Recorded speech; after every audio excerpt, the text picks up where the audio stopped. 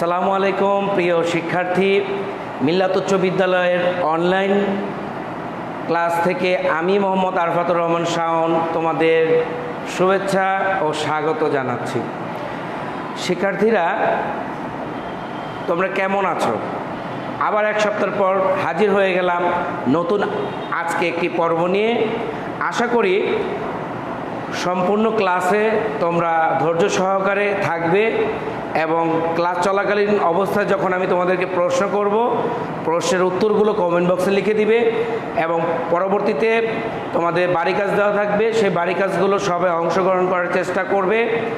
তাছাড়া তোমরা যদি প্রতিনিয়ত এই কাজগুলো করে যেতে পারো, ইনশাল্লাহ আমি কথা দিতে পারি তোমাদের এই সাবজেক্টে কোনো সমস্যা থাকবে না। বিগত ক্লাসগুলোতে অনেকেই বাড়ি কাজ দিয়েছো, সবাইকে ধন্যবাদ। তবে তোমরা এর মধ্যেই জেনে গিয়েছো যে তোমাদের অনলাইন ক্লাসে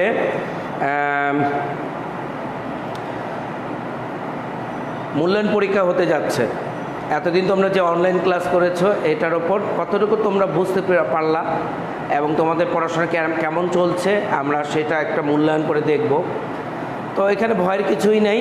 পরীক্ষা শব্দটা আসলেই একটু আতঙ্কের, কিন্তু আসলে পরীক্ষা না দিলে বোঝা যায় না যে তোমার কোথায় কি দুর্বলতা বা কোথায় কোন জায়গায় অপূর্ণতা রয়েছে। তো এই পরীক্ষার মাধ্যমে তোমার সেই অভাব বা অপূর্ণতাটা পূরণ করা সম্ভব হয়। যখন তুমি দেখতে পাও যে তোমার এই অংশে বা এই জায়গায় সমস্যা আছে, তখনই তুমি তাৎক্ষণিক চিন্তা ভাবনা করে বা পরবর্তীতে পড়াশোনাগুলোকে আবার কন্টিনিউ চালিয়ে সেটা পূরণ করে নিতে পারো। তো আমাদের বাংলা প্রথম পত্রের গদ্য এবং পদ্য থেকে আমাদের প্রশ্ন হবে ইনশাআল্লাহ, বার্ষিকের প্রথম অংশ থেকে।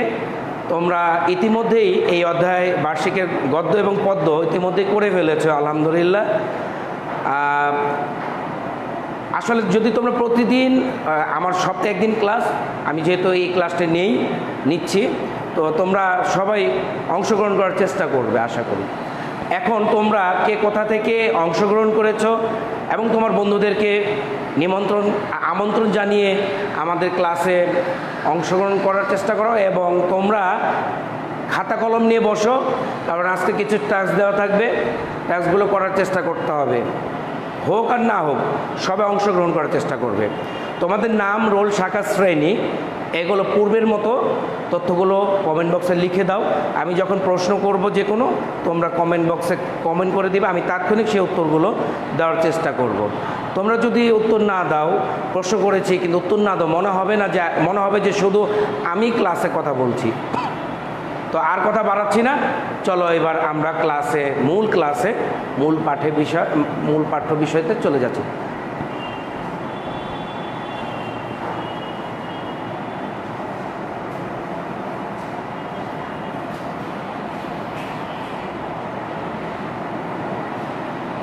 আমি জাতীয় সঙ্গীত দিয়ে শুরু করছি ক্লাসটি। আমার সোনার বাংলা, আমি তোমায় ভালোবাসি, আমার সোনার বাংলা, আমি তোমায় ভালোবাসি, চিরদিন তোমার আকাশ, চিরদিন তোমার আকাশ, তোমার বাতাস আমার প্রাণে, ও মাই আমার প্রাণে বাজায় বাঁশি সোনার বাংলা, আমি তোমায় ভালোবাসি।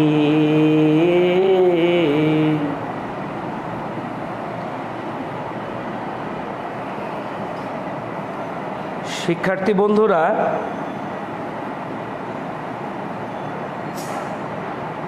আমার শব্দ শোনা যাচ্ছে কিনা, আমাকে স্পষ্ট আমার মনিটরে স্পষ্ট চিত্র দেখা যাচ্ছে কিনা তোমরা কমেন্ট বক্সে একটু আওয়াজ দিয়ে দাও, অ্যান্সার দিয়ে দাও, যেন আমি নিশ্চিত হতে পারি যে ক্লাসটা সবাই স্পষ্টভাবে দেখতে পারছো এবং শুনতেও পারছো। বন্ধুরা,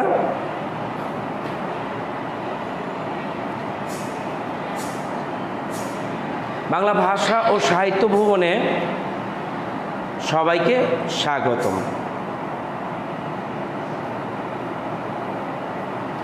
ভার্চুয়াল ক্লাসে সবাইকে জানাই নারী জাগরণের শুভেচ্ছা। আজকের পাঠ পরিকল্পনায় আমি মোহাম্মদ আরফাতুর রহমান শাওন স্যার সমস্ত ক্লাসে আমি তোমাদের সাথেই আজকে থাকব। বরাবরের মতো শিক্ষক পরিচিতিতে মোহাম্মদ আরফাতুর রহমান শাওন, শিক্ষক মিল্লাত উচ্চ বিদ্যালয়। পাঠ পরিচিতি সপ্তম শ্রেণী, বিষয় সপ্তবর্ণা, বাংলা প্রথম পত্র গদ্যাংশ থেকে।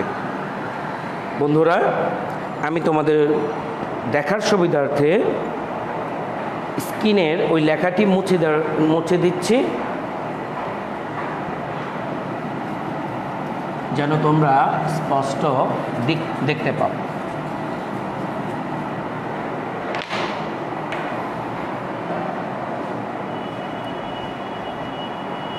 বন্ধুরা, আবার চলো আমরা পাঠে যাই। আচ্ছা, আমাদের অনলাইন ক্লাসে মূলত আমি যেহেতু তোমাদের প্রজেক্টরের ক্লাস নিচ্ছি মাল্টিমিডিয়া ব্যবহার করে, তোমরা চিত্রগুলো খুব ভালো করে লক্ষ্য করবে, কারণ চিত্রগুলো থেকে আমি কিন্তু ফুটে তোলার চেষ্টা করেছি যে তোমরা কি বুঝতে পারছো বা বুঝতে পারছো না। বন্ধুরা, তোমরা একটু আমার শব্দ শোনা যাচ্ছে কিনা একটু হ্যাঁ বা না বলে জানিয়ে দাও। তোমরা যে নিচের চিত্রটি দেখছো, তোমরা কি ছবির মানুষটিকে চেনো? ইনি হচ্ছেন নবাব ফয়জুন্নেসা চৌধুরানী। বন্ধুরা, এইখানে যে চিত্রটি দেখছো, বলো তো দেখি ইনি কে? ইনি হচ্ছেন প্রীতিলতা ওয়াজেদ্দার। এবার তোমরা যে চিত্রটি দেখছো, বলো তো ইনি কে? ইনি হচ্ছেন আমাদের বিশ্বকবি রবীন্দ্রনাথ ঠাকুরের জন্মধাত্রী মা সারদা সুন্দরী দেবী।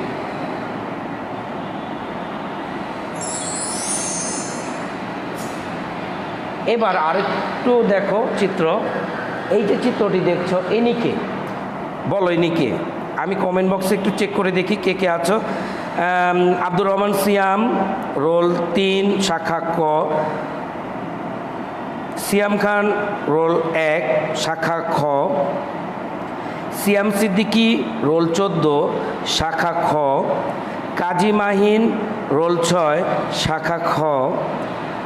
জাহিন আসফিন, তোমার সম্পূর্ণ তথ্যটি লিখে দাও। আমি তোমার শাখা এবং রোলটা এখনো বুঝতে পারছি না, কোন ক্লাসের স্টুডেন্ট তুমি। জাহিন বলছে যে স্যার স্পষ্ট আছে সব কিছু, ধন্যবাদ। সাইমন হোসেন, তোমার তথ্যটা ডিটেলস লেখো। ইয়াসিন জারিফ, তোমার তথ্যটি লিখে দাও। প্রীতিলতা ওয়াজেদ্দা, হ্যাঁ তোমার চিত্রটি ঠিক বলেছ। সিয়াম হোসেন পিয়াস, রোল 24, শাখা খ। ইয়াসিন জারিফ খান, রোল 12, শাখা বি, খ শাখা। এবং এই যে চিত্রটি দেখছো, সিয়াম খান উত্তর দিয়েছে, ইনি হচ্ছেন জাহানারা ইমাম।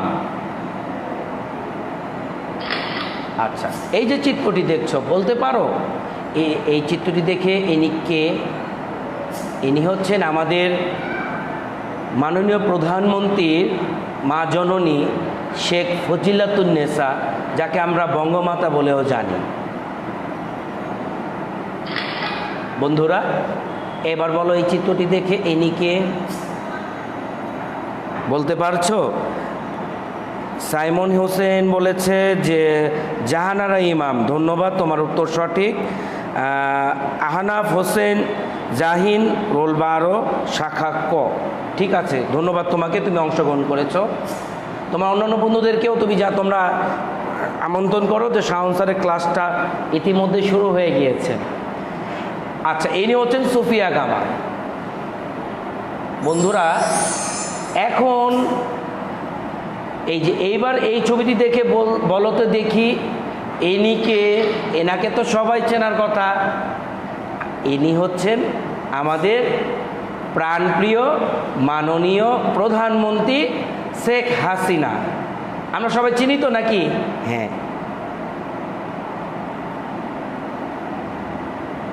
আচ্ছা, এবার এই ছবিটি দেখে তুমি চিন্তা করো,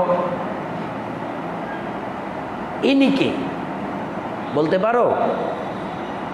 ইনি কে? আমি উত্তর চাচ্ছি কমেন্ট বক্সে। ইনি হচ্ছেন উপমহাদেশের প্রথম নারীবাদী মহিলা, যাকে আমরা বেগম রোকেয়া সাখাওয়াত হোসেন নামে চিনি। এই যে চিত্রগুলো দেখলা, এই চিত্রগুলোর মধ্যে কিন্তু এই এতগুলো নারীকে তোমরা দেখেছো, তাদের মধ্যে একটা মিলবন্ধন আছে, তাদের মধ্যে একটা সম্পর্ক, একটা জায়গায় তারা একই সূত্রে গাঁথা। সেটা হচ্ছে তারা নারীদের নিয়ে কাজ করেছেন, অর্থাৎ নারী জাগরণে তাদের ভূমিকা অনবদ্য। তারা নারীদের স্বাবলম্বী থেকে শুরু করে শিক্ষায় শিক্ষিত করে একটি জাতি গঠনে নারীর যে ভূমিকা, সেগুলোর নিয়েই কাজ করেছেন এবং সবসময় নারীদেরকে অনুপ্রাণিত করেছেন। আমার এবারের প্রশ্ন, তোমার উত্তরের মধ্যে কিন্তু লুকিয়ে আছে আজকের পাঠের শিরোনাম, তাই না? তাহলে তোমাদের জন্য এবার আমার প্রশ্ন, তোমরা কি এতক্ষণের মধ্যে এতগুলো চিত্র দেখেছো? তাহলে বলো তো আজকে পাঠ শিরোনাম কি হবে? দেখি তোমরা ধরতে পেরেছো কিনা। অনেকে উত্তর দিয়েছে যে জি স্যার, আজকের পাঠ শিরোনাম হচ্ছে বেগম রোকেয়া। ধন্যবাদ। তবে আমাদের পাঠ্যপুস্তকে বেগম রোকেয়া সাখাওয়াত হোসেন এইভাবে লেখা নাই, লেখা আছে বেগম সাখাওয়াত হোসেন। বেগম সাখাওয়াত হোসেন কেন আসলো? কারণ তার স্বামীর নাম ছিল সাখাওয়াত,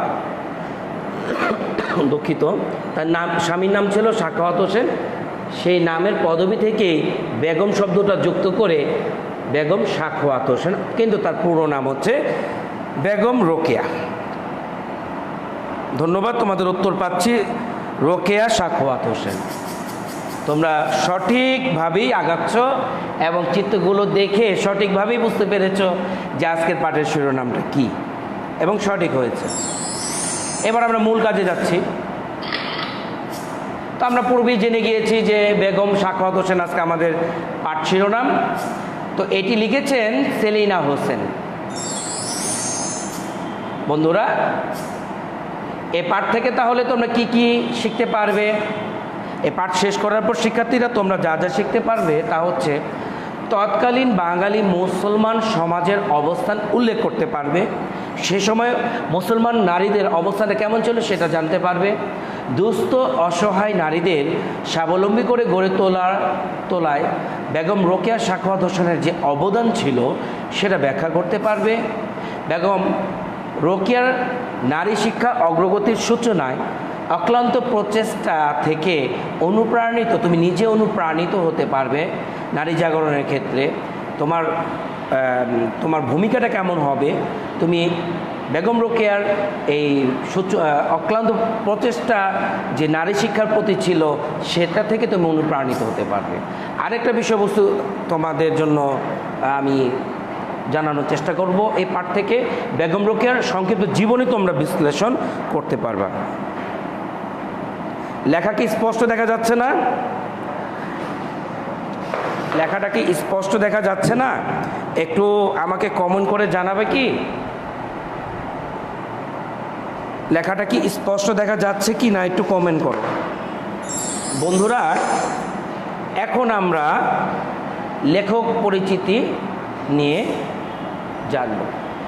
তোমরা কি তাকে চেনো? এই যে ভদ্রমহিলা, একজন নারীকে দেখা যাচ্ছে চিত্রে, এনাকে কি তোমরা চেনো? ইনি হচ্ছেন সেলিনা হোসেন।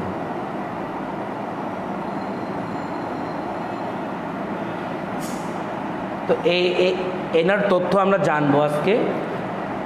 1947 সালের 17 জুন রাজশাহী জেলায় জন্মগ্রহণ করেন এই সেলিনা হোসেন।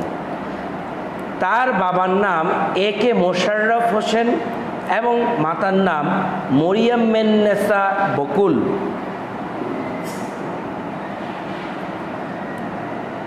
রাজশাহী নাথ গার্লস স্কুল থেকে 1962 সালে মাধ্যমিক সম্পূর্ণ করেন।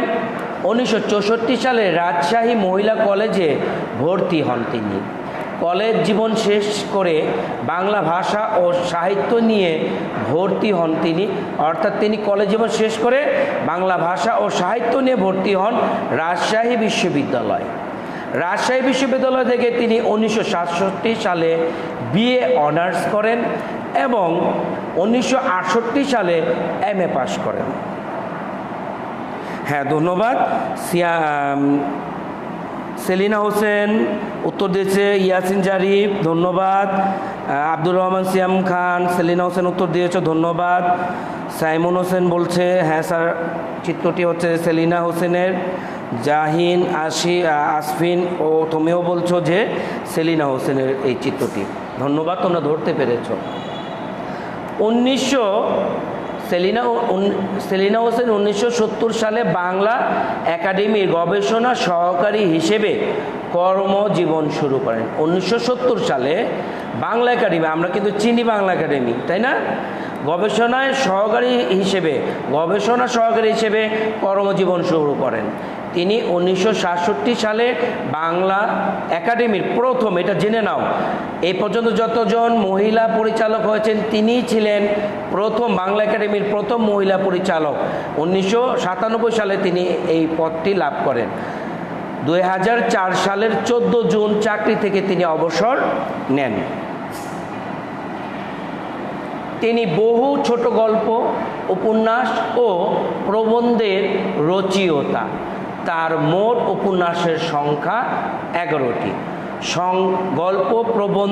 গল্প গ্রন্থ 7টি এবং প্রবন্ধের গ্রন্থ হচ্ছে 4টি। এই তথ্যগুলো খুব ভালো করে বাসায় পড়বে, কারণ এগুলো থেকে কিন্তু অনেক MCQ হয়, ছোট ছোট জ্ঞানমূলক প্রশ্ন এখান থেকেই হয়ে যাবে।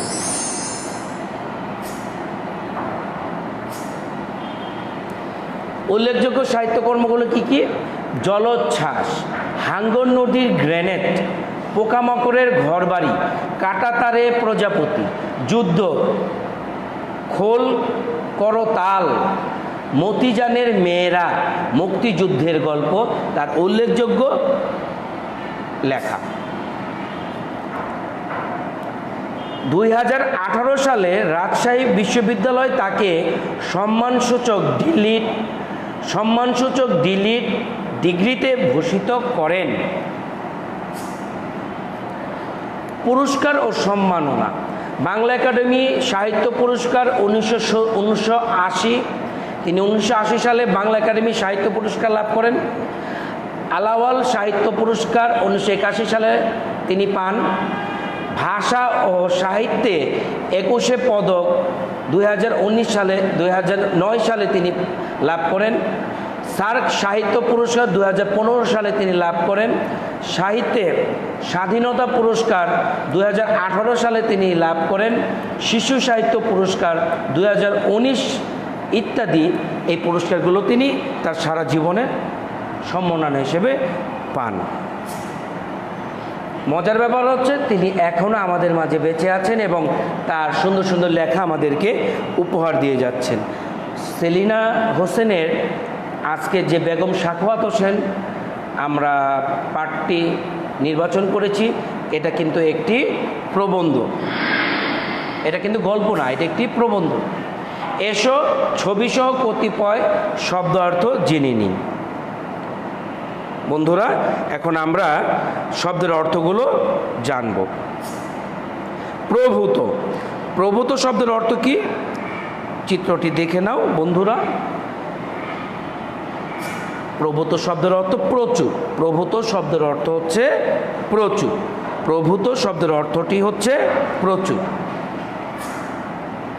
ভূসম্পত্তি মানে হচ্ছে জমি জমা। ভূসম্পত্তি হচ্ছে জমি জমা। শোচনীয় চিত্রটি দেখা যাচ্ছে শোচনীয় মানে হচ্ছে খুব দুঃখজনক। প্রবল, প্রবল শব্দের অর্থটা হচ্ছে উৎসাহ, উদ্দীপনা। দুঃখিত, প্রবল শব্দের অর্থ হচ্ছে বেগ বা এটা একটু ভুল এসে পড়েছে। প্রবল শব্দের অর্থ বেগ বা প্রচণ্ড দ্রুত, প্রচণ্ড বেগে। লাখেরাজ, লাখেরাজ মানে হচ্ছে এই শব্দটা তোমাদের জেনে রাখা দরকার, খুব নতুন একটি শব্দ। লাখেরাজ শব্দের অর্থ হচ্ছে নিষ্কর। লাখেরাজ শব্দের অর্থ হচ্ছে তীব্র। হ্যাঁ, তোমার উত্তরটাও সঠিক হয়েছে যে প্রবল শব্দের অর্থ সুন্দর একটি শব্দ তুমি লিখেছ যে স্যার তীব্র বলা যেতে পারে। হ্যাঁ, গতি, তীব্র বা প্রচণ্ড, প্রচণ্ড এটাও বলতে পারি। নিষ্কর শব্দের অর্থটিও, লাখেরাজ শব্দের অর্থ নিষ্কর। যে জমি ভোগ করার জন্য সরকারকে কর বা খাজনা দিতে হয় না। যে জমি ভোগ করার জন্য সরকারকে কর বা খাজনা দিতে হয় না। খণ্ড, খণ্ড মানে হচ্ছে ভাগ বা অংশ। বর্ণ পরিচয়, বর্ণ পরিচয় তাইলে বাংলা ভাষা লেখা শুরু করার জন্য ঈশ্বরচন্দ্র বিদ্যাসাগরের লেখা একটি বইয়ের নাম হচ্ছে বর্ণ পরিচয়।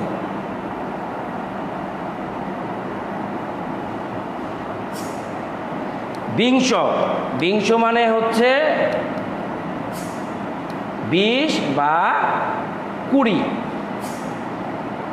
অগ্রদূত, অগ্রদূত শব্দের অর্থ হচ্ছে পথ প্রদর্শক।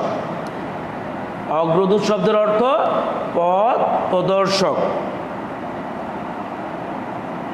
হ্যাঁ, সাইমন হোসেন উত্তর লিখছে যে জমি জমা, হ্যাঁ ভাগ না করা।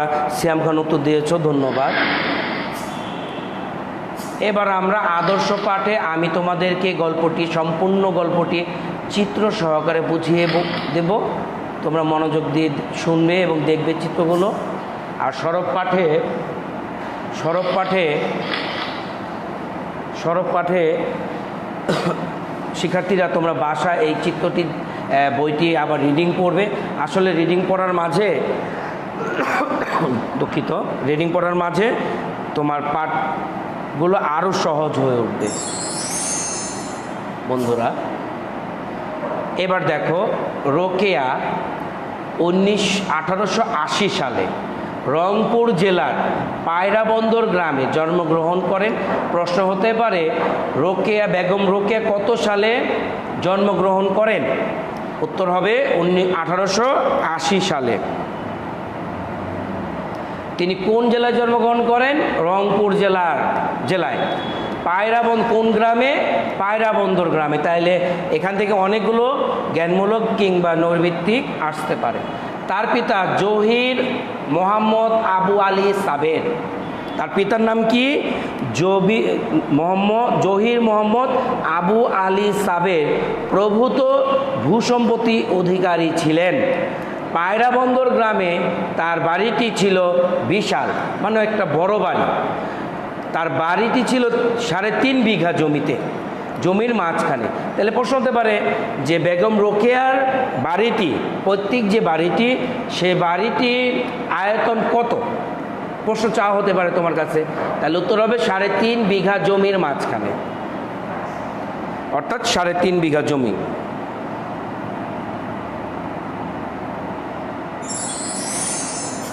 বন্ধুরা, তৎকালীন নারীর কাজ ছিল স্বামী সেবা।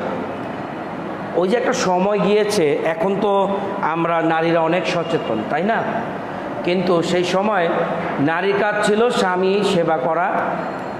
এখন কিন্তু নারীরা কাজকর্ম করে, বাইরে কাজকর্ম করে, শিক্ষা লাভ করছে। কিন্তু তৎকালীন সময় নারীদের কিন্তু এই সুযোগ সুবিধাটা ছিল না। তারা শুধু স্বামী সেবা, সন্তান লালন পালন, রান্না ও ঘর গোছানো, এই কাজগুলোই করত। বাঙালি মুসলিম নারী সমাজের কোনো মর্যাদা ও স্বাধীনতা তখন ছিল না। বাঙালি মুসলিম নারীদের সেই সমাজে তেমন কোনো স্বাধীনতা ছিল না ও মর্যাদা ছিল না। নারীদের পরাধীন ও পুরুষদের ওপর নির্ভরশীল হয়ে থাকতে হতো। পুরুষরা মনে করত নারীদের প্রতি তারা দয়া করছে, অনুগ্রহ করছে।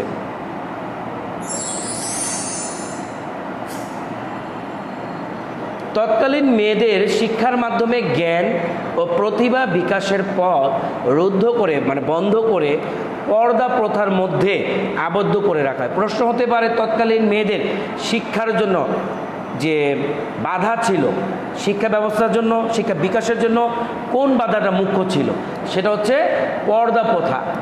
পর্দা প্রথার কারণেই তারা কিন্তু সেই সময় শিক্ষা লাভ করতে পারেনি মেয়েরা। কিন্তু মেধাবী রোকেয়ার প্রবল আগ্রহ ছিল লেখাপড়ার প্রতি। আমাদের বেগম রোকেয়ার কিন্তু সেই সময়তেই লেখাপড়ার প্রতি আগ্রহ ছিল। তখন নারীরা চাকরি, সামাজিক প্রতিষ্ঠার দিক থেকেও পিছিয়ে ছিল। শুধু যে লেখাপড়ার দিকেই পিছিয়ে ছিল তা নয়, তারা কিন্তু চাকরি বাকরি অর্থাৎ সামাজিকভাবে যে নিজেরা প্রতিষ্ঠিত হবে সেই দিক থেকেও তারা পিছিয়ে ছিল। মেয়েদের অবস্থান ছিল খুবই শোচনীয়। সেই সময় মেয়েদের অবস্থান ছিল খুবই শোচনীয়। এই যে চিত্রটি দেখছো, এই চিত্রটি হচ্ছে কলকাতা সেন্ট জেভিয়ার্স কলেজ। এইটা হচ্ছে কলকাতা, এখন বর্তমান কলেজটির চিত্র হচ্ছে এমন। তো কেন এই চিত্রটি দিয়েছি এইখানে দেখো ব্যাখ্যাটা আছে। রোকেয়ার বড় দুই ভাই ইব্রাহিম সাহেব ও খলিল সাহেব। তাইলে বেগম রোকেয়ার ভাই কয়জন? দুইজন। নাম কি? ইব্রাহিম সাহেব ও খলিল সাহেব। কলকাতার সেন্ট জেভিয়ার্স কলেজে উচ্চশিক্ষা লাভ করেন। তারা দুইজন এই কলেজে উচ্চশিক্ষা লাভ করেন। বোনদের আগ্রহ দেখে বড় ভাই ইব্রাহিম সাহেবের বোন করিমুন্নেসা ও রোকেয়াকে ইংরেজি শিক্ষায় শিক্ষিত করেন। তার দুই বোনকে এই কলেজেই তার বড় ভাই ইব্রাহিম সাহেবের তাদের আগ্রহ দেখে ইংরেজি শিক্ষায় শিক্ষিত করার উৎসাহ পোষণ করেন। এবার একটা চিত্র দেখছি, লেখা আছে মতিচুর, লিখেছেন বেগম রোকেয়া। আচ্ছা, কেন লিখেছি দেখো। এই যে তার বোন করিমুন্নেসা, এই করিমুন্নেসা তার শিক্ষা ব্যবস্থা অনেক সাহায্য উৎসাহ জাগিয়েছিলেন। করিমুন্নেসার অনুপ্রেরণায় রোকেয়া বাংলা সাহিত্য রচনা ও চর্চা করেন। আবারও একটু আমি পড়ে শোনাচ্ছি। করিমুন্নেসার অনুপ্রেরণায় রোকেয়া বাংলা সাহিত্য রচনা ও চর্চা করেন। করিমুন্নেসার অনুপ্রেরণা। প্রশ্ন হতে পারে বেগম রোকেয়া কার অনুপ্রেরণায় বাংলা সাহিত্য রচনা বা চর্চা করেন? তিনি হচ্ছেন তার বড় বোন করিমুন্নেসার অনুপ্রেরণায়। তার রচিত, বেগম রোকেয়ার রচিত মতিচুর দ্বিতীয় খণ্ড, তার মানে এটা প্রথম খণ্ড আছে, তো মতিচুর দ্বিতীয় খণ্ড বড় বোন করিমুন্নেসাকে উৎসর্গ করেন। তিনি এই মতিচুর প্রবন্ধ বইটি লেখেন, যেটা দ্বিতীয় খণ্ডটি বড় বোন করিমুন্নেসাকে তিনি উৎসর্গ করেন।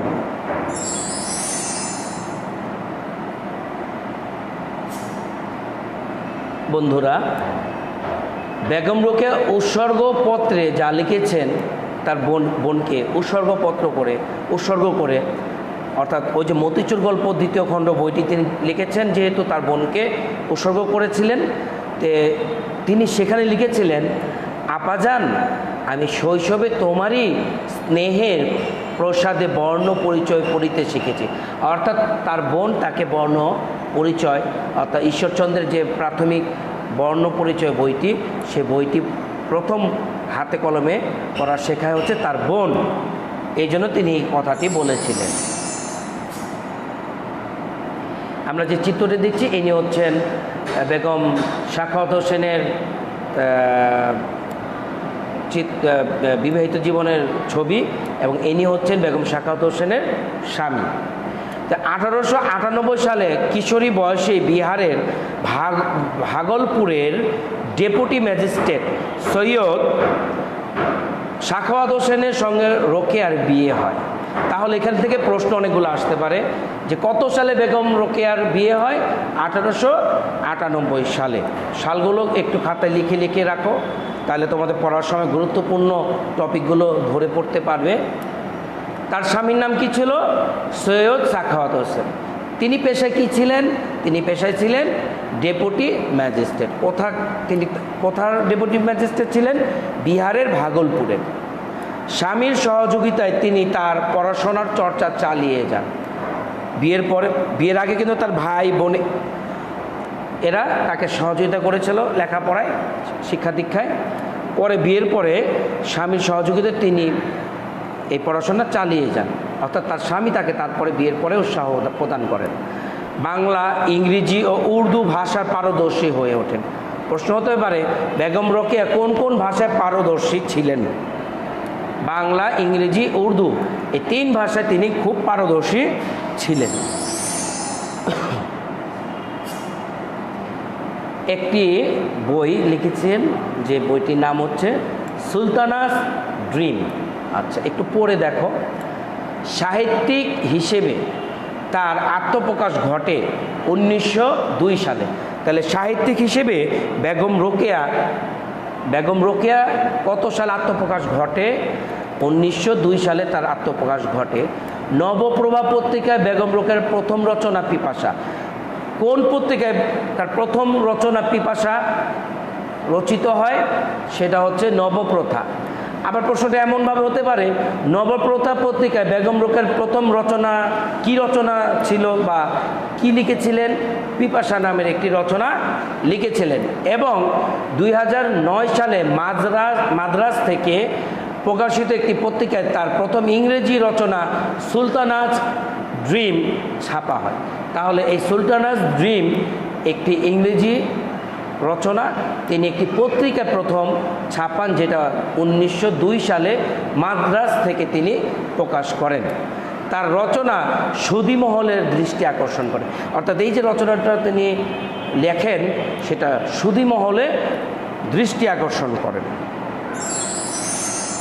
এখন যে চিত্রটি দেখছো এটা হচ্ছে Sakhawat Memorial Government Girls High school.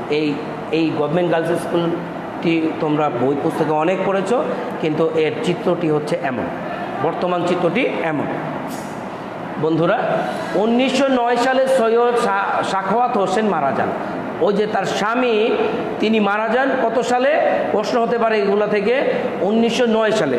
আমি তোমাদেরকে আজকে বলেছি খাতা কলম সামনে নিয়ে রাখো, যেহেতু আমি তোমাদেরকে প্রশ্ন একটা ধারণাও দিই, এজন্য তোমরা খাতায় ঝটপট করে প্রশ্নগুলো লিখে নেওয়ার চেষ্টা করবা, তাহলে তোমরা এই পাঠের মূল টপিকটি বা মূল বিষয়গুলো ধরতে পারবে। তো রোকেয়া ভাগলপুরে তার নামে সাখাওয়াত মেমোরিয়াল গার্লস স্কুল প্রতিষ্ঠা করেন। অর্থাৎ তার স্বামী যেহেতু তাকে অনুপ্রেরণা যোগান, তিনি 1909 সালে যেহেতু মারা যান, তো এই যে তার প্রতি যে তার স্বামী যে অনুপ্রাণিত হয়ে এতটা সহযোগিতা করেছেন, তার স্মৃতিকে ধরে রাখার জন্য বেগম রোকেয়া ভাগলপুরে তার স্বামীর নামে অর্থাৎ সাখাওয়াত মেমোরিয়াল গার্লস স্কুল প্রতিষ্ঠা করেন। এই হচ্ছে সেই গার্লস স্কুলটি। তখন স্কুলের ছাত্রী সংখ্যা ছিল 5 জন। তো সাখাওয়াত মেমোরিয়াল গার্লস হাই স্কুলের প্রথম কতজন ছাত্রী সংখ্যা নিয়ে বিদ্যালয়টি খোলা হয়? মাত্র 5 জন। পরবর্তীতে স্কুলটি কলকাতায় স্থানান্তর করার পর আস্তে আস্তে ছাত্রীর সংখ্যা বাড়তে থাকে। এই যে ছাত্রীর সংখ্যা বাড়তে থাকে, এই সময়তে কেন 5 জন ছিল, এর ঘটনাটাও আমরা একটু পরে জানব। দেখ, এখানেই সেই ব্যাখ্যাটা হয়তোবা দেওয়া আছে। এই জায়গাটা একটু খুব গুরুত্ব দিয়ে পড়ার চেষ্টা করো, এখানে কিন্তু খুব গুরুত্বপূর্ণ তথ্য দেওয়া আছে। রোকেয়া বাঙালি মুসলমান মেয়েদের শিক্ষিত করার জন্য শুধু স্কুলই প্রতিষ্ঠা করেননি, অর্থাৎ বেগম রোকেয়া যে শুধু মুসলিম নারীদেরকে শিক্ষিত করার জন্য স্কুল প্রতিষ্ঠা করেছেন শুধু তা নয়, তিনি ঘরে ঘরে, কলকাতার প্রতিটা ঘরে ঘরে গিয়ে মেয়েদের স্কুলে পাঠানোর জন্য তাদের অভিভাবক বাবা মায়ের কাছে আবেদন করেন, নিবেদন করেন। এই কাজে তিনি ছিলেন একজন নিরলস পরিশ্রমী একজন কর্মী। প্রচুর পরিশ্রম করেছেন। সেই সময়ে নারীদের যেহেতু শিক্ষার জন্য এত আগ্রহ ছিল না, তাদের পিতামাতারা যেহেতু পর্দা প্রথার কারণে স্কুলে পাঠাইতো না, কিন্তু তিনি এই সকল বাধা পেরিয়ে ঘরে ঘরে, কলকাতার ঘরে ঘরে গিয়ে নারী এই মেয়েদের মা বাবা অভিভাবকদেরকে বুঝিয়ে সুঝিয়ে এই শিক্ষার জন্য অনুপ্রেরণা জুগিয়েছিলেন। তিনি নিরলস পরিশ্রম করেছেন নারী শিক্ষার জন্য। তার অক্লান্ত প্রচেষ্টার ফলে নারী শিক্ষার অগ্রগতি সূচিত হয়। মেয়েরা ধীরে ধীরে শিক্ষার আলোর দিকে এগোতে থাকে। এখন যে চিত্রটি দেখছো, এই চিত্রটি হচ্ছে 1915 সালে তিনি আঞ্জুমানে খাতওয়াইনে ইসলামে নামে একটি মহিলা সংগঠন প্রতিষ্ঠা করেন।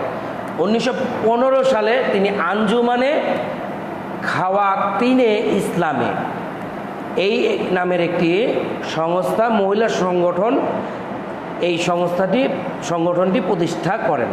এক কথায় এই সংগঠনটির লক্ষ্য ছিল সমাজের সাধারণ দুস্থ নারীদের স্বাবলম্বী করে তোলা। তাহলে প্রশ্ন এখান থেকে অনেকগুলো প্রশ্ন হতে পারে যে আঞ্জুমানে খাওয়াতিনে ইসলামে সংস্থাটি কত সালে প্রতিষ্ঠিত হয়? 1915 সালে। 1915 সালে কোন সংস্থাটি বেগম রোকেয়া কোন প্রতিষ্ঠানটি তৈরি করেন? আঞ্জুমানে খাওয়াতিনে ইসলামে। এই সংস্থাটির বা সংগঠনটির প্রধান লক্ষ্য কী ছিল, প্রধান কাজ কী ছিল? সেই সময়ে সাধারণ দুস্থ নারীদের স্বাবলম্বী করে তোলা ছিল তাদের মূল লক্ষ্য। বন্ধুরা, তোমরা কি পড়াটি বুঝতে পারছো? তোমাদের কাছে কি ভালো লাগছে? আমাকে একটু কমেন্ট করে জানাও। আর তোমাদের সবাইকে অংশগ্রহণ করার জন্য অনুরোধ করো। অনেকে চলে যাচ্ছে এবং আবার আসছে, এরকম হলে অধ্যায়টা বুঝতে তোমাদের কষ্ট হবে, যেহেতু এটি একটি জীবনী জাতীয়, তার জীবনী নিয়ে, সেক্ষেত্রে কোনো একটা টপিক বাদ দিয়ে শুনলে তোমাদের বুঝতে অসুবিধা হবে। এবার রোকেয়া শাখাতে উল্লেখযোগ্য গ্রন্থ আমরা জানব। এখন যে গ্রন্থটি দেখছো এটি হচ্ছে মতিচুর প্রথম খণ্ড, আবার মতিচুর দ্বিতীয় খণ্ডটিও তিনি লিখেছেন। সুলতানাস ড্রিম, পদ্ম রাগ, অবরোধ বাসিনী। রোকেয়ার প্রকাশিত বইয়ের সংখ্যা হচ্ছে মোট 5টি। উল্লেখিত গ্রন্থগুলো হচ্ছে মতিচুর প্রথম খণ্ড, সুলতানাস ড্রিম, মতিচুর দ্বিতীয় খণ্ড, পদ্মরাগ এবং অবরোধ বাসিনী। তাহলে প্রশ্ন হতে পারে এখান থেকেও যে বেগম রোকেয়ার প্রকাশিত বইয়ের সংখ্যা কয়টি?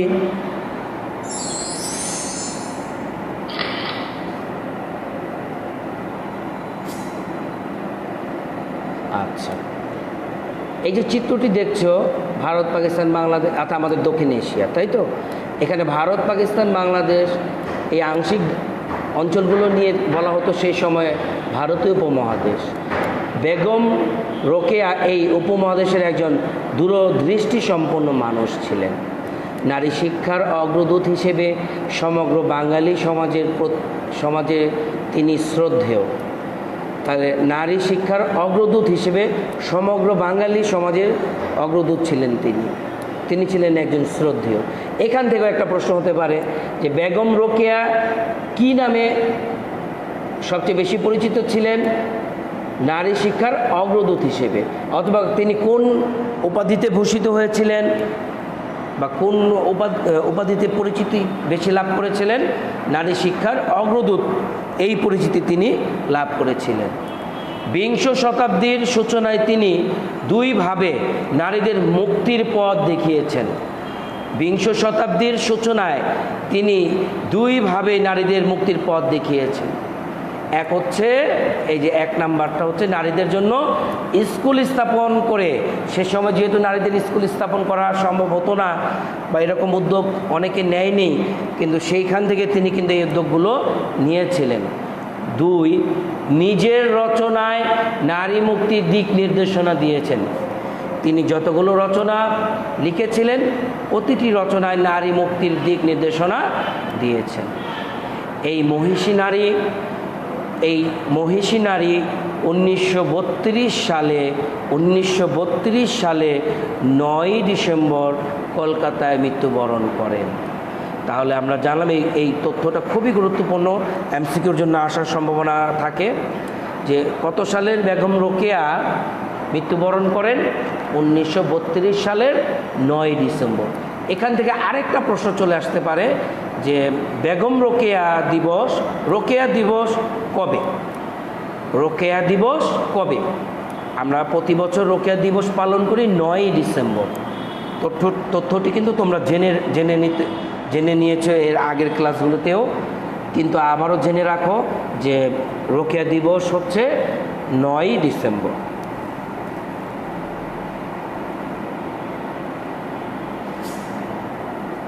এখন আমরা বেগম রোকেয়ার বংশ পরিচয় সম্পর্কে কিছু জানব। তার বাবার নাম ছিল জহির মোহাম্মদ আবু আলী সাবের। তার সন্তান ছিল কি ছেলে সন্তান ছিল আর মেয়ে সন্তান ছিল।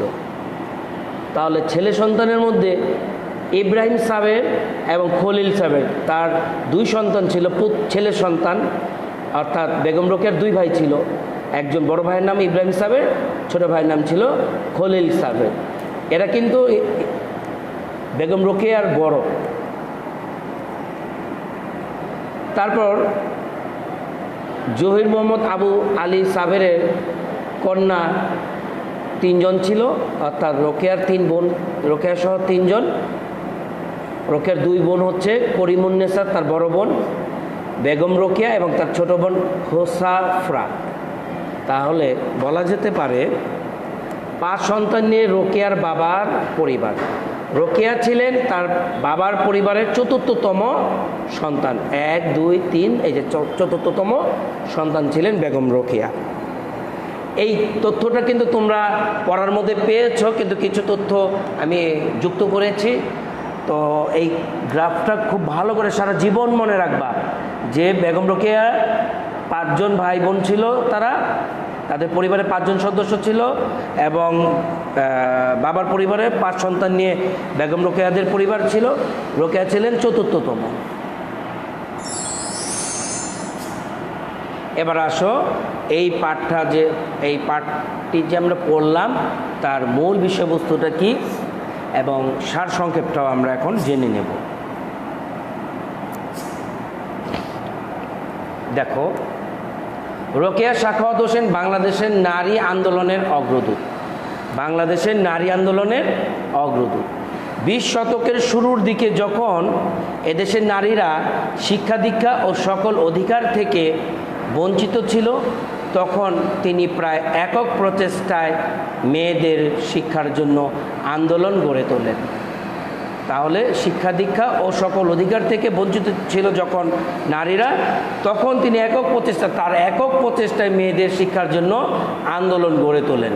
তার এই আন্দোলনের হাতিয়ার ছিল কলম, লেখালেখি।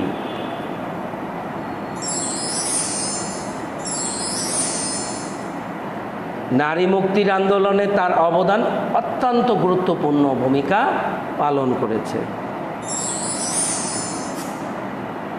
এবার তৈরি হয়ে যাও অ্যান্সার লেখার জন্য। কমেন্ট বক্সে অ্যান্সার দেওয়ার চেষ্টা করবে। আমরা একদম শেষ পর্যায়ে চলে আসছি। এখন কিছু প্রশ্ন থাকবে, তোমরা সেগুলোর উত্তর ঝটপট করে দেখব কে কার আগে লিখছ। রোকেয়ার আন্দোলনের হাতিয়ার কি ছিল? তোমরা কিন্তু এখনই জেনেছ রোকেয়ার আন্দোলনের হাতিয়ার কি ছিল। ঝটপট করে লিখে দাও, রোকেয়ার আন্দোলনের হাতিয়ার কি কি ছিল? বন্ধুরা দ্রুত লিখে ফেলো। তার আন্দোলনের হাতিয়ার ছিল কলম ও লেখালেখি। আমি কিন্তু চিত্রতেও সেই ধারণাটা দিয়ে দিয়েছি। আমি কিন্তু লেখা দেখতে পারছি না। হ্যাঁ, সিয়াম খান উত্তর দিয়েছে কলম, লেখালেখি। ধন্যবাদ। আরেকটি প্রশ্ন, রোকেয়া কোন কোন ভাষায় পারদর্শী ছিল? আমরা কিন্তু গল্প থেকে পড়িয়ে এসেছি। বেগম রোকেয়া কোন কোন ভাষায় পারদর্শী ছিল? বেগম রোকেয়া কোন কোন ভাষায় পারদর্শী ছিলেন? মাহিন কাজী, তুমি উত্তর দিয়েছ, কাজী মাহিন উত্তর দিয়েছ, তোমার উত্তরটি সঠিক হয়েছে। এর উত্তরটি ঝটপট করে লেখো। বাংলা, ইংরেজি ও উর্দু এই তিনটি ভাষায় রোকেয়া পারদর্শী ছিলেন। ঝটপট করে উত্তর দাও, সবাই উত্তর দাও। এখন যে চিত্রটি দেখছি, তৎকালীন সময়ে মেয়েদের শিক্ষা লাভের সুযোগ ছিল না কেন? তৎকালীন সময়ে মেয়েদের শিক্ষার লাভের সুযোগ ছিল না কেন? সিয়াম খান উত্তর দিয়েছে বাংলা, ইংরেজি, উর্দু। ধন্যবাদ সিয়াম খান, তুমি মনোযোগ দিয়ে দেখছো। হ্যাঁ, ধন্যবাদ, তোমার উত্তর সঠিক হয়েছে। তৎকালীন সময়ে মেয়েদের শিক্ষা লাভের সুযোগ ছিল না কেন? কোন কারণে? এই যে আমি চিত্রতে কিন্তু একটা ধারণা দিয়ে দিছি, ঝটপট উত্তর দাও। কলম লেখালেখি, ঠিক আছে। সাইমন হোসেন, এটার উত্তর দাও। তৎকালীন সময়ে মেয়েদের শিক্ষা লাভের সুযোগ ছিল না কেন? উত্তর হচ্ছে কঠোর প্রথার জন্য। এই যে কঠোর পর্দা প্রথার জন্য তারা তৎকালীন সময়ে তাদের শিক্ষা লাভের সুযোগ ছিল না। বাংলা, উর্দু, সাইমন হোসেন তুমি বাংলা, উর্দু লিখেছো। বাংলা, উর্দু, ইংরেজি এই তিনটি ভাষায় বেগম রোকেয়া পারদর্শী ছিলেন। হ্যাঁ, পর্দা প্রথার জন্য। সিয়াম খান ভুল লিখেছ, পর্দা প্রথার জন্য হবে উত্তরটি।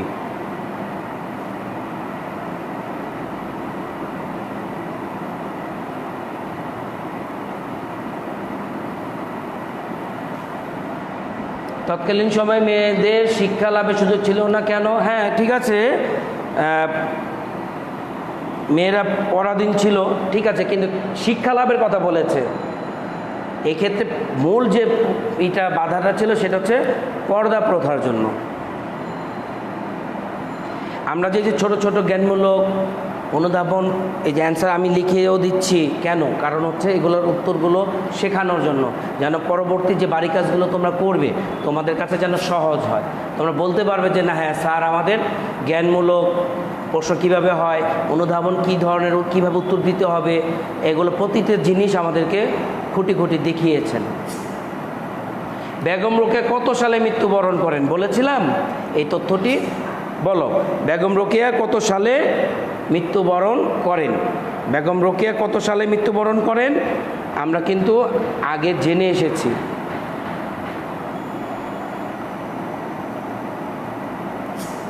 উত্তরটি হচ্ছে 1932 সালের 9 ডিসেম্বর তিনি মৃত্যুবরণ করেন। ঝটপট করে উত্তরগুলো দিয়ে দেওয়ার চেষ্টা করবে। আরেকটি প্রশ্ন জ্ঞানমূলকে, আঞ্জুমানে খাওয়াতিনে ইসলাম থেকে কাদের সাহায্য করা হতো? আঞ্জুমানে খাওয়াতিনে ইসলাম থেকে কাদের সাহায্য করা হতো? আমি কিন্তু বুঝিয়ে দিয়েছিলাম যে কোন ধরনের নারীদের সাহায্য করা হতো বলেছিলাম। অনেকে উত্তর লিখছ, হ্যাঁ স্যার 1932 সালের। উত্তরগুলো সঠিক। সিয়াম, আব্দুর রহমান সিয়াম তোমার উত্তর সঠিক।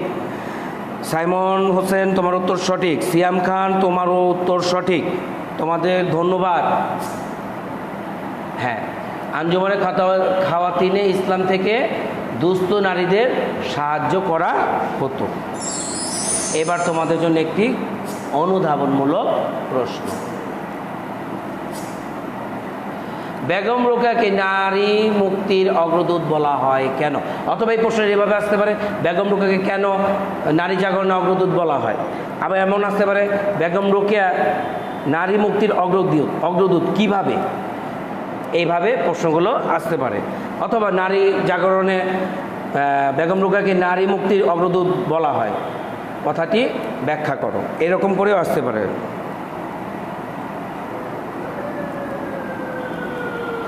সাইমন হোসেন লিখেছে দুষ্ট নারীদের, এই দুষ্ট নারী কোথায় পাইলা? দুস্থ নারীদের শিক্ষার মাধ্যমে নারীদের মুক্তির পথ দেখিয়েছেন বলে বেগম রোকেয়াকে নারী মুক্তির অগ্রদূত বলা হয়। জ্ঞানমূলকে দুইটা পার্ট করে লিখবা, এটা একটা পার্ট, আমি জায়গা ছোট হওয়ার কারণে একসাথে লিখেছি। প্রথম পার্টটা হচ্ছে এইটা, এখান থেকে অনুধাবনের দুইটা অংশে বিভক্ত করা হয়। একটা হচ্ছে জ্ঞানমূলকের অ্যান্সার দিতে হয়, আরেকটি হচ্ছে ওই জ্ঞানমূলক থেকে যে উত্তরটি তুমি পাচ্ছ সেটার উত্তর অনুধাবনে বিশ্লেষণ করতে হয়। তাহলে এই কথাটা অ্যান্সার এসে পড়ছে যে বেগম রোকেয়াকে নারী মুক্তির অগ্রদূত বলা হয়। কেন বলা হয়? এই যে শিক্ষার মাধ্যমে নারীদের মুক্তির পথ দেখিয়েছেন বলে বেগম রোকেয়াকে নারী মুক্তির অগ্রদূত বলা হয়। এবার কেন বলা হয় সেটার ব্যাখ্যাটা দ্বিতীয় পয়েন্টে করে লিখবা। সে সময় নারীদের শিক্ষা লাভের কোনো সুযোগ ছিল না। তিনি মেয়েদের জন্য স্কুল স্থাপন করেন। রোকেয়া বাঙালি মুসলমান মেয়েদের শিক্ষিত করার জন্য শুধু স্কুলই প্রতিষ্ঠা করেননি, ঘরে ঘরে গিয়ে মেয়েদের স্কুলে পাঠানোর জন্য তাদের অভিভাবক পিতামাতার কাছে আবেদন নিবেদন করেছেন। এসব কারণে তাকে নারী মুক্তির অগ্রদূত বলা হয়। এই প্রশ্নটা কিন্তু প্রতিটা জায়গায় তোমাদের এইখানে যে যতগুলি সৃজনশীল থাকুক, এর যে অবদান, বেগম রোকেয়ার অবদান, এগুলো কিন্তু এই কথাগুলো বারবারই লিখতে হবে।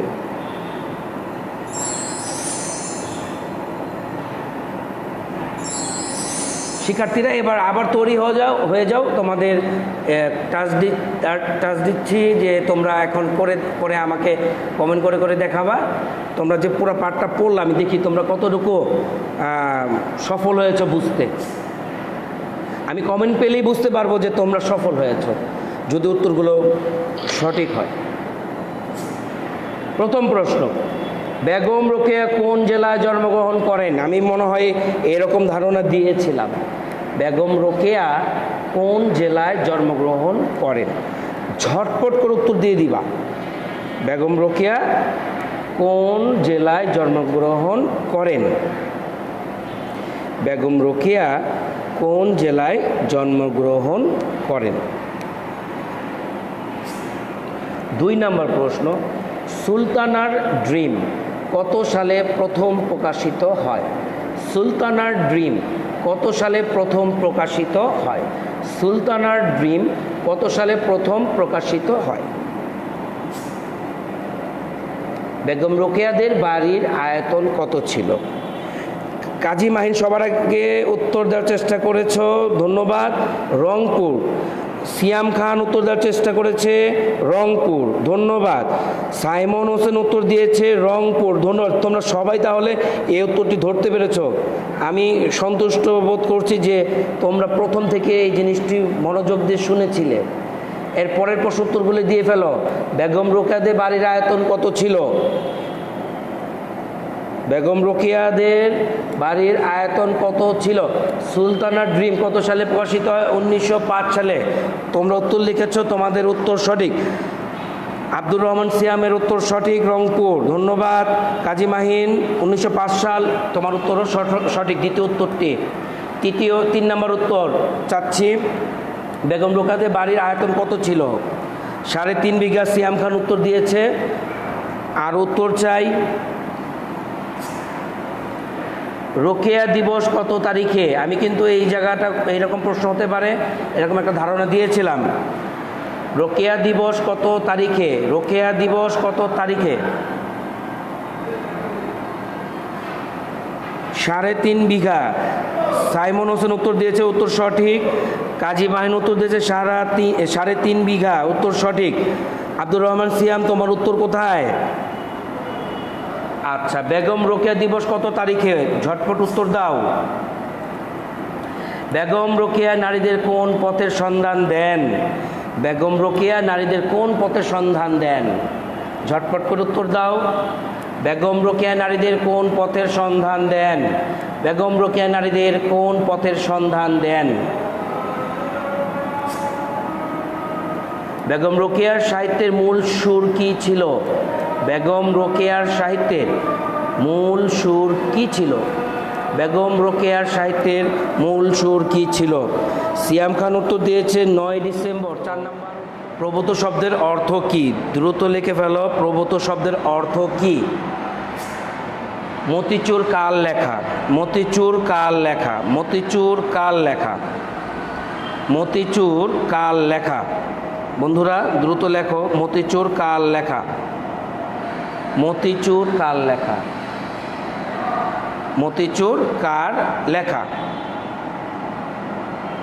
তাহলে এই প্রশ্ন উত্তরগুলো খুব দ্রুত লিখে দাও, খুবই দ্রুত লিখে দাও।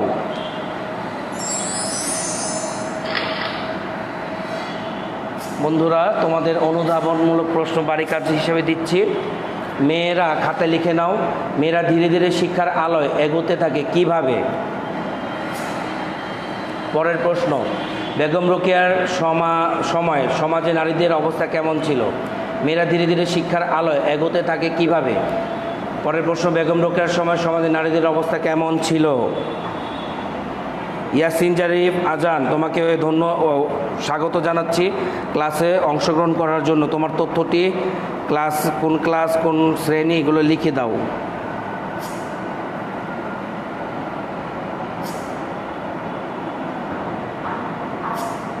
প্রয়োগমূলক প্রশ্ন দ্রুত খাতায় লিখে দাও। উদ্দীপকের চিত্রটির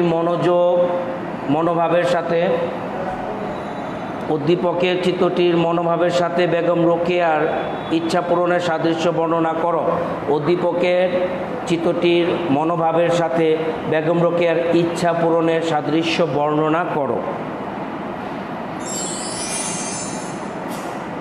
এবার উচ্চতর দক্ষতার প্রশ্ন দিচ্ছি তোমাদের। বেগম রোকেয়া ছিলেন বাঙালি নারী মুক্তির অগ্রদূত। মন্তব্যটি বেগম রোকেয়ার সাখাওয়াত হোসেন প্রবন্ধের আলোকে বিশ্লেষণ করো। বেগম রোকেয়া ছিলেন বাঙালি মুক্তির অগ্রদূত। মন্তব্যটি বেগম সাখাওয়াত হোসেন প্রবন্ধের আলোকে বিশ্লেষণ করো। বন্ধুরা বেগম রোকেয়া ছিলেন বাঙালি নারী মুক্তির অগ্রদূত। মন্তব্যটি বেগম সাখাওয়াত হোসেন প্রবন্ধের আলোকে বিশ্লেষণ করো। লিখেছ নিশ্চয়ই। এই যে সৃজনশীলটি দিচ্ছি এটা তোমাদের বানানো একটি সৃজনশীল, আজকে অনুশীলনী থেকে দিচ্ছি না। আমি আস্তে আস্তে দেখতে চাচ্ছি যে তোমরা অনুশীলনীর যে কোনো প্রশ্ন ছাড়াও লিখতে পারো বানিয়ে দিলে। পড়ে দিচ্ছি, খাতা লিখে ফেলো। ছোটবেলা থেকে পড়ার প্রতি দুর্বার আগ্রহ ছিল নাসরিন সুলতানার। আর সবার মতো তারও ছিল পড়াশোনা করে শিক্ষিত হওয়ার, কিন্তু পরিবারের লোকজন তার সে পথে বাধা হয়ে দাঁড়ায়। 1992 সালে মাধ্যমিক গণ্ডি পার হওয়ার আগেই তার ইচ্ছার বিরুদ্ধে তাকে বিয়ে দেওয়া হয়। বিয়ের পর সংসারের ঘানি টানতে টানতে এবং 2 ছেলেকে বড় করতেই কেটে যায় 16টি বছর। কিন্তু বিস্ময়করভাবে তিনি 2008 সালে স্বামীর সমর্থনে বড় ছেলের সঙ্গে একই ক্লাসে আবারও পড়াশোনা শুরু করেন। 2010 সালে মা ছেলে একই সঙ্গে এসএসসি পাস করেন এবং 2012 সালে এইচএসসি পাস করেন। এটি শিক্ষার প্রতি একজন নারীর অকৃত্রিম ভালোবাসার উজ্জ্বল দৃষ্টান্ত, যা আমাদের দেশের পশ্চাৎপদ নারী সমাজ এগিয়ে যাওয়ার পথের পাথেয় হিসেবে ভূমিকা রাখে। এই ঘটনাটি কিন্তু বাস্তব ঘটনা, এরকম ঘটনা ঘটেছে। আচ্ছা, ক নাম্বার, বেগম রোকেয়া সাখাওয়াত হোসেন প্রবন্ধটির লেখক কে? জ্ঞানমূলকে এটা তোমার থাকবে 1 নাম্বার। খ নাম্বার, বেগম রোকেয়া কীভাবে নারীদের মুক্তির পথ দেখিয়েছেন? এটা হচ্ছে অনুধাবনমূলক, এখানে থাকবে 2 নাম্বার। 2 নাম্বারের জন্য প্রশ্ন, নাসরিন সুলতানার মধ্যে বেগম রোকেয়ার মানসিকতা কিভাবে প্রতিফলিত হয়েছে? ব্যাখ্যা বিশ্লেষণ বর্ণনা করো। নাসরিন সুলতানার মধ্যে বেগম রোকেয়ার মানসিকতা কীভাবে প্রতিফলিত হয়েছে বর্ণনা করো। সমাজে নাসরিন সুলতানা বেগম রোকেয়ারই প্রতিনিধি প্রবন্ধের আলোকে উক্তিটি বিশ্লেষণ করো। অনুধাবনমূলক প্রশ্ন হিসেবে এখানে থাকে নাম্বার 4। আজকে আমি একদম শেষ পর্যায়ে চলে এসেছি ক্লাসের। তোমাদের ক্লাসটি কেমন লেগেছে তোমরা আমাকে জানাও, কমেন্ট করে জানিয়ে দিবে। এবং ভালো করে অ্যান্সারগুলো লেখার চেষ্টা করো। মনে করি যে তোমরা যদি ক্লাসটি ভালো করে দেখে থাকো তাহলে ইনশাল্লাহ এই ক্লাসটি তোমাদের কাছে ভালো লেগেছে এবং বুঝতেও পেরেছো। বন্ধুরা, তোমাদের সামনে যেহেতু বার্ষিক পরীক্ষা, তাহলে আমার এই পর্যন্ত যতগুলো আমি ভিডিও ক্লিপ করেছি, লাইভ ক্লাস নিয়েছি, তোমরা সেগুলো আবার বারবার দেখতে থাকো, ইনশাল্লাহ প্রশ্ন লিখতে পারবে। আর আজকে ক্লাসটি এখানে শেষ করার আগে শ্রদ্ধার সাথে স্মরণ করছি সেই সকল নারীদের যাদের অক্লান্ত পরিশ্রমের বিনিময়ে আজকে নারী শিক্ষা, নারী জাতি এতটা উন্নতির দিকে এগিয়ে যাচ্ছে। নারীদের প্রতি রইল অকৃত্রিম ভালোবাসা এবং শুভেচ্ছা। এই জানিয়ে আমি দুটি গানের লাইনের মাধ্যমে শেষ করতে চাচ্ছি। গানটির মাধ্যমে শেষ করতে করতে চলে যাব। আবার দেখা হবে অন্য একটি পর্ব নিয়ে। তত পর্যন্ত তোমরা ভালো থাকো, সুস্থ থাকো। আল্লাহ হাফেজ। তীর হারায়ে ঢেউয়ের সাগর পাড়ি দিব রে, তীর হারায়ে ঢেউয়ের সাগর পাড়ি দিব রে, আমরা কজন নবীন মাঝি হাল ধরেছি শক্ত হাতে রে, তীর হারায়ে ঢেউয়ের সাগর পাড়ি দিব রে, তীর হারায়ে ঢেউয়ের সাগর পাড়ি দিব রে।